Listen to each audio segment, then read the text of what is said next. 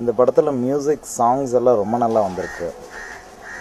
இது ஒவ்வொரு விஷயமா மைனூட்டாக செக் பண்ணிவிட்டு சாங்ஸோட இது எல்லாமே கம்ப்ளீட்டாக ரொம்ப நல்லா கொண்டு வந்திருக்காங்க. இப்போ ஈவன் இந்த மியூசிக் டைரக்டர் எனக்கு ஒவ்வொரு விஷயம் எனக்கு கேட்டு இதெல்லாம் பண்ணிட்டு நல்லா கொண்டு வராண்டிக்க அடுத்த மூவி கூட நான் கமிட் பண்ணியிருக்கேன். நான் இதை தொடர்ந்து அடுத்த ப்ராஜெக்ட் நாங்கள் ஸ்டார்ட் பண்ணிட்டோம். என்னோடய அசோசியேட் டைரக்டர் வச்சு அடுத்த மூவி ஸ்டார்ட் பண்ணியிருக்கோம். நாங்கள் மேபி நெக்ஸ்ட் மந்த் ஸ்டார்ட் பண்ணலான்னு ஐடியா பண்ணியிருக்கோம். அதுக்கு தேங்க்யூ ஸோ மச். தேங்க்யூ. இந்த கதையை தேர்ந்தெடுக்கிறதுக்கு ஒரு ப்ரொடியூசருக்கு மிகப்பெரிய தைரியம் வேணும். ஏன்னா இந்த கதையில் எல்லாமே நம்ம வாழ்ந்த அல்லது பார்த்துக்கிட்டு இருக்கிற மனிதர்கள் தான் இந்த படத்தில் நடிச்சிருக்காங்க. அது இந்த படத்தினுடைய மிகப்பெரிய வெற்றிக்கு காரணமாக இருக்கும். Hello behind words viewers, this is Srihari, தா படத்தோட ஹீரோ பேசுகிறேன். இது என்னோட முதல் படம். இந்த படத்தில் சான்ஸ் தந்த சூரிய பிரபாகர் அண்ணாக்கும் ப்ரொடியூசர் சாருக்கும் முதல்ல என்னோட நன்றியை தெரிவிச்சுக்கிறேன். கடவுளுக்கும் நன்றியை சொல்லிக்கிறேன். இது என்னோட முதல் படம். இந்த படம் முழுக்க எல்லாமே ஒர்க், அதாவது கடைசி நாள் ஷூட் வரைக்குமே எனக்கு பயங்கர எக்ஸ்பீரியன்ஸாக இருந்துச்சு. which will be there with me till the end. அதாவது that was very useful. நிறைய விஷயங்கள் அவர் சொல்லி தந்தார் சூரிய பிரபாகர். ரமேஷ் அண்ணா, சூரிய பிரபாகருக்கு இது அவரோட முதல் படம். நான் இந்த படம் கமிட் ஆகிறதுக்கு முன்னாடி ஏர்லைன்ஸில் ஒர்க் பண்ணிட்டுருந்தேன், கேபின் க்ரூவாக ஒர்க் பண்ணிட்டுருந்தேன். அப்போது அது டோட்டலி டிஃப்ரெண்ட் ஃபீல்ட். அதில் மாதத்தில் 3 ஃப்ளைட் 4 ஃப்ளைட் இருக்கும், அவ்வளோதான், அதோட முடிஞ்சு. ஆனால் அதுக்கப்புறம் I wanted to do something, ஏதாவது பண்ணும் அப்படின்னு நினச்சிட்டு இருந்தேன். So I was looking for a career jump. அப்போ அந்த டைமில் கரெக்டாக ஆக்சிடெண்ட்லாம் ஒரு நாள் சூரிய பிரபாகர் அண்ணாவை மீட் பண்ணேன். அவர் வீட்டுக்கு வந்திருந்தார். வீட்டுக்கு வந்தப்போ சும்மா ஆக்சிடெண்ட்டில் அண்ணாவை மீட் பண்ண வந்தது. என்ன பார்த்ததுக்கப்புறம் என்கிட்ட பேசணும்னு சொன்னார். அதுக்கு ஒரு 2 நாள் கழித்து மீட் பண்ணி அவர் நீங்களே பண்ணலாமே அப்படின்னு சொன்னார். அப்போ I was always interested in movies and modelling. நான் earlier I was into modeling also. காலேஜில் இருக்கும்போது I was doing modeling.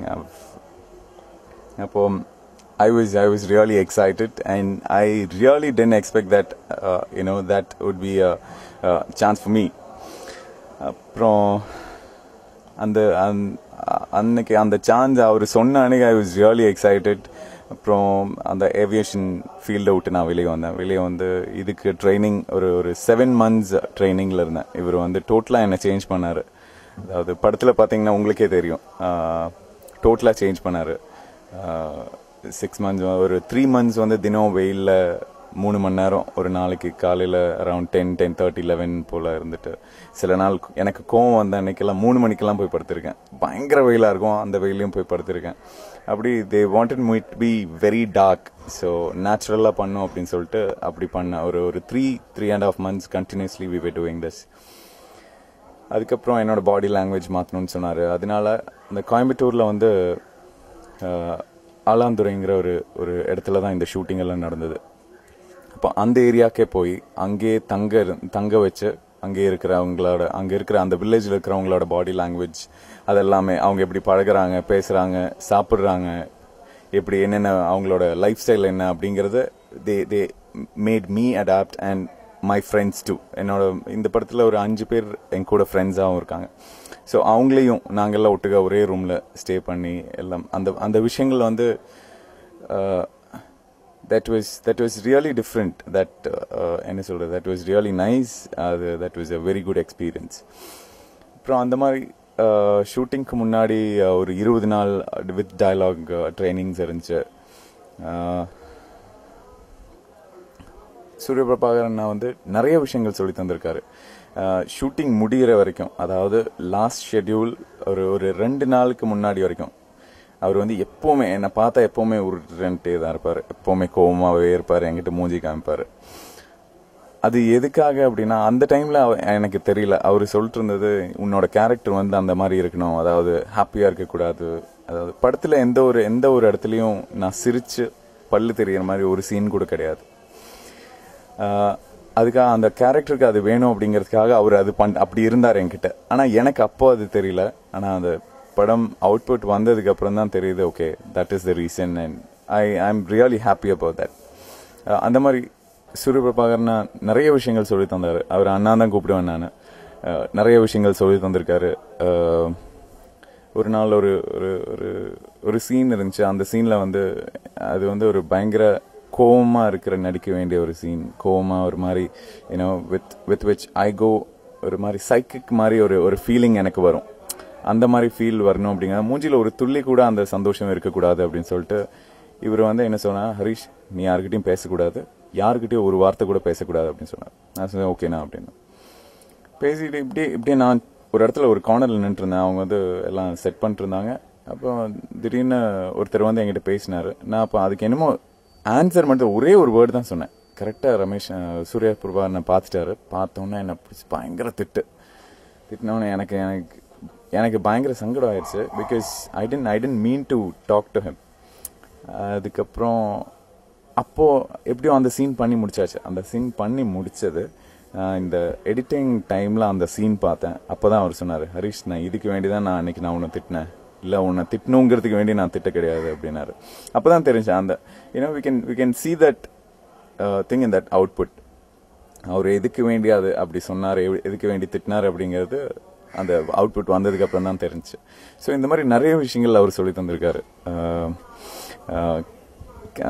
Camera முன்னாடி கேமரா ஃபியர் போனதுக்கு அவர் நிறைய விஷயங்கள் சொல்லியிருக்காரு.